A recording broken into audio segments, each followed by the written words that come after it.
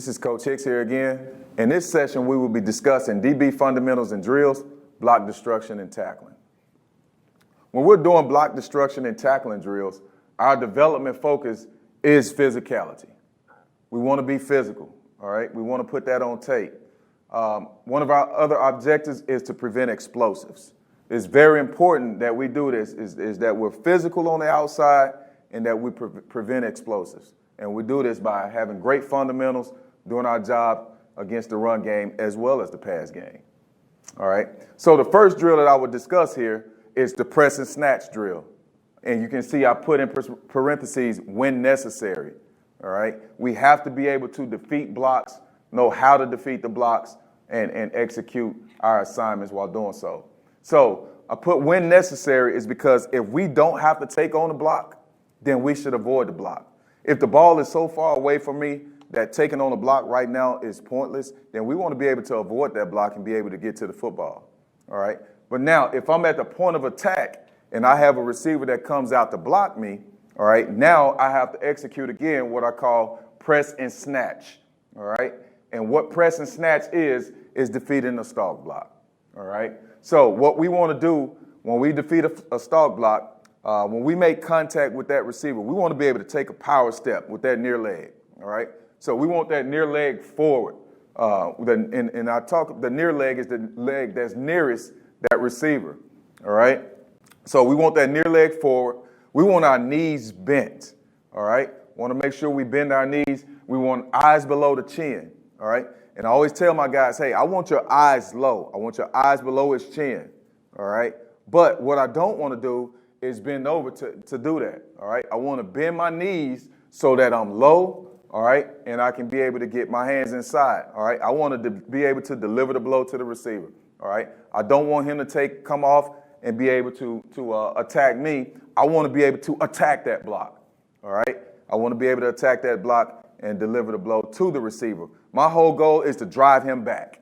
All right. I want to drive him back. That way I give myself the best chance to defeat that block. All right. As I'm driving him back, all right, I want to be able to bench press him. All right. I want to press him out. It's the reason why we call it the press and snatch. I want to get my hands inside. So as far as the hand placement, all right, when I'm bench pressing that receiver out, all right, I want to get my hands inside in the breastplate if I can. That inside hand. All right. I want that inside hand in the breastplate. All right. And I want my outside hand. Typically, it ends up on the shoulder, but if we can get both hands inside, we'd rather have both hands inside, all right, thumbs up in the breastplate so we can bench press him out, all right? Now, once I'm able to bench press him out, I want to be able to snatch him down, all right, and then I want to execute a rip, all right? I want to be able to clear my hips and clear my feet of that receiver. When I snatch, rip, all right, I want to clear my hips and clear my feet, all right? So here's an example of the press and snatch, and this is usually like a day one type of drill where we start out in a fit position, all right? And we start in that fit position because we want to eliminate some of that contact, all right? We want to eliminate the contact. We just want to work on the hand placement part of it, and I want these guys to feel being able to press a guy out, all right, and be able to snatch and rip and be able to clear my hips and clear my feet of the blocker. All right, so you can see he's got a good power angle right here. He's got his knees bent. He's got his eyes low. His eyes are underneath the chin of that receiver. He's got his hands inside. Thumbs are up in the breastplate. All right, and again, so when we do this, we want to be able to press him out. And when we press him out, we don't want to roll our hips. We want to make sure we keep our hips back. All right, so that receiver can't block me. All right, if I roll my hips up, I give him a better chance to block me. I want to be able to keep him back, keep him off of me as I'm using the press and snatch. All right, so you can see here, I start him in tight. I want him in that fit position so he can press him out. All right, and I want to see their feet moving. All right, as well. Again, I want to be able to knock him back, deliver that blow, and drive him back. All right.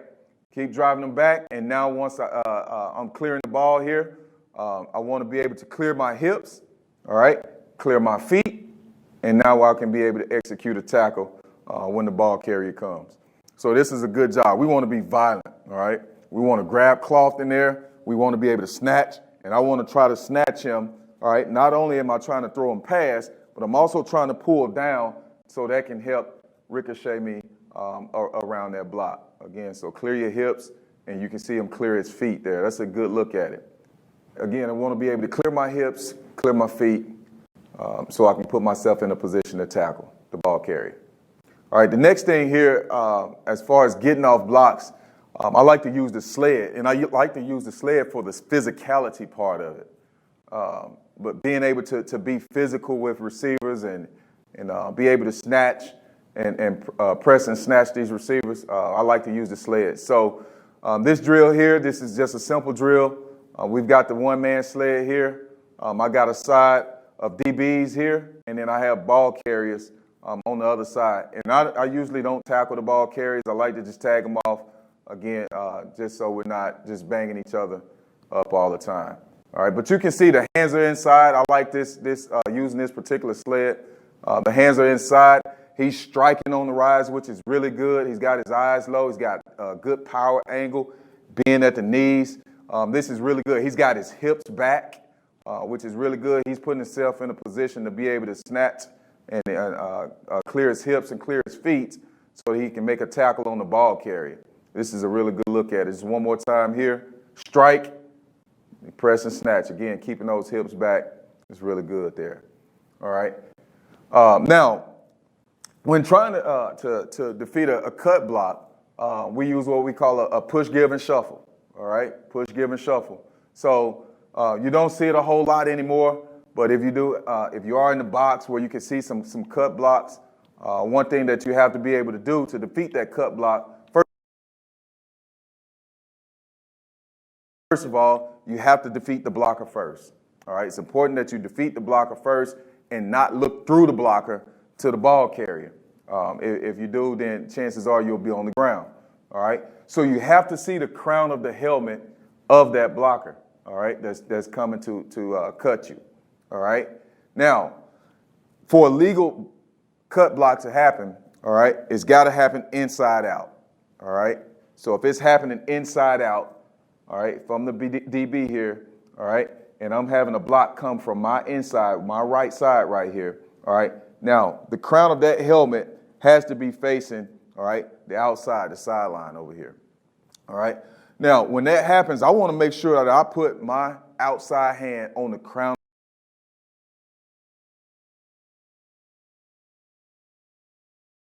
of that helmet, all right, and I want to put my inside hand on the shoulder pad of that blocker, all right, and when I do so, I want to be able to push down, all right, I always say push down, give ground, shuffle around, all right, which is why we call it push, give, and shuffle, all right.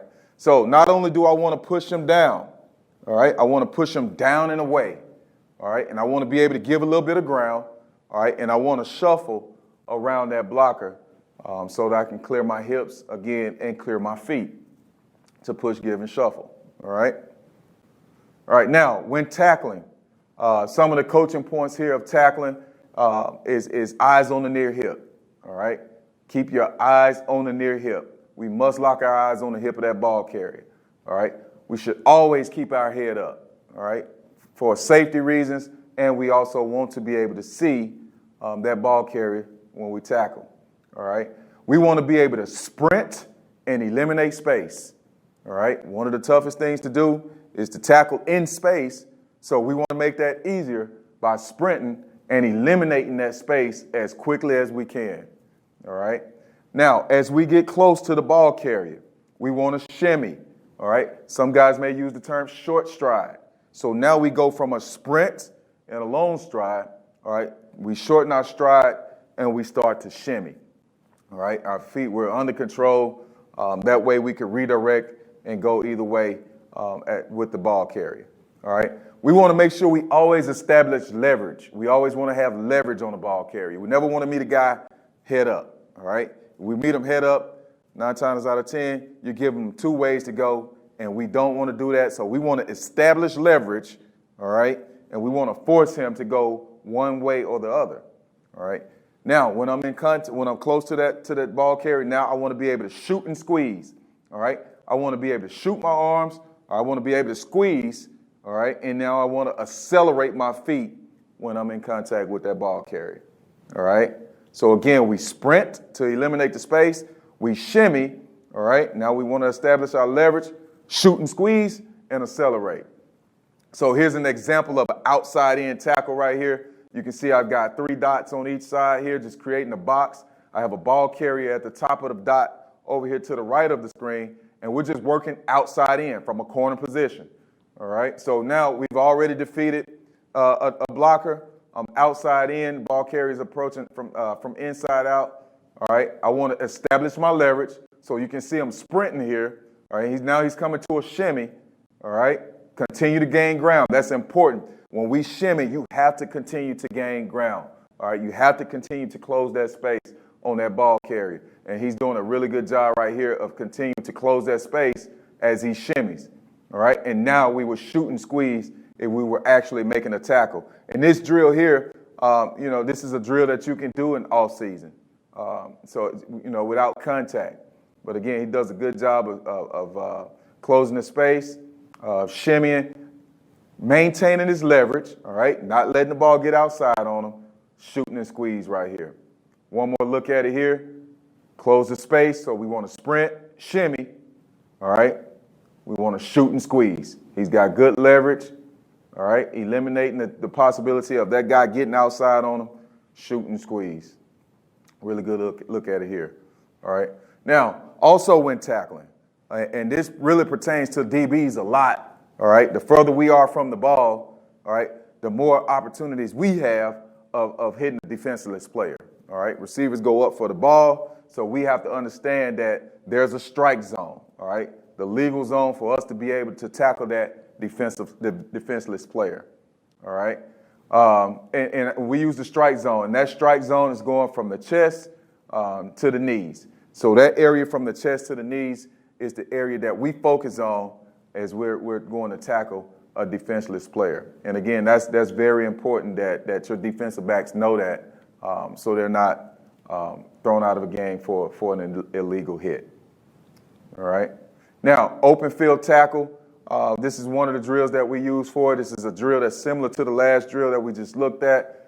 You can see I'm starting at the bottom, at the top of the numbers here, and I've got guys on the sideline. I have a target that's not moving right now, but I want these guys, this is a day one type of drill where we can sprint, get used to shimmying, all right, and shooting and squeezing, all right.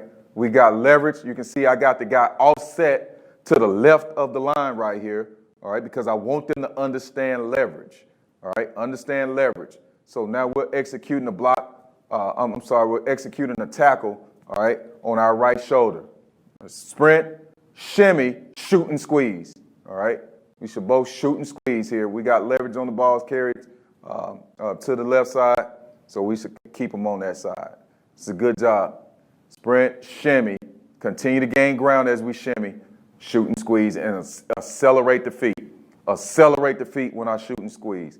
Shimmy, shoot and squeeze. Just an added part to the drill. I had the ball carrier just step to their left here in this situation. And now, as I shimmy and I continue to gain ground, all right, now the ball carrier just redirected, all right. Now I got to keep that near foot up and continue to close space. And it's at an angle, all right. Now it just becomes an angle tackle, shoot and squeeze. Make sure we keep our eyes up, all right.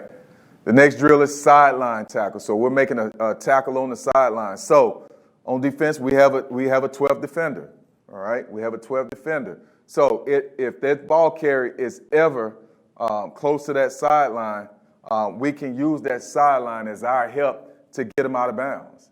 All right, use that sideline to help get them out of bounds if there's very little space on the sideline. All right, so this drill is just a sideline tackle drill. All right, we want to eliminate the cutback. So we want to establish leverage right now. So if this ball carrier is coming over here to my left, all right, I want to be able to establish my leverage. All right, I want to eliminate the possibility of him cutting back to the middle of the field. All right, I want to force him outside. I want to force him wide. Again, force him out of bounds. So I should establish leverage, all right, keeping this ball carrier on my left shoulder now as we look at it. All right, keep him on my left shoulder. I want to continue to gain ground and close that space. All right. I still want to execute a shimmy, so he doesn't make a move on me, and I still want to shoot and squeeze and accelerate the feet on contact. Again, when we shoot and squeeze, we should have violent arms as we do so.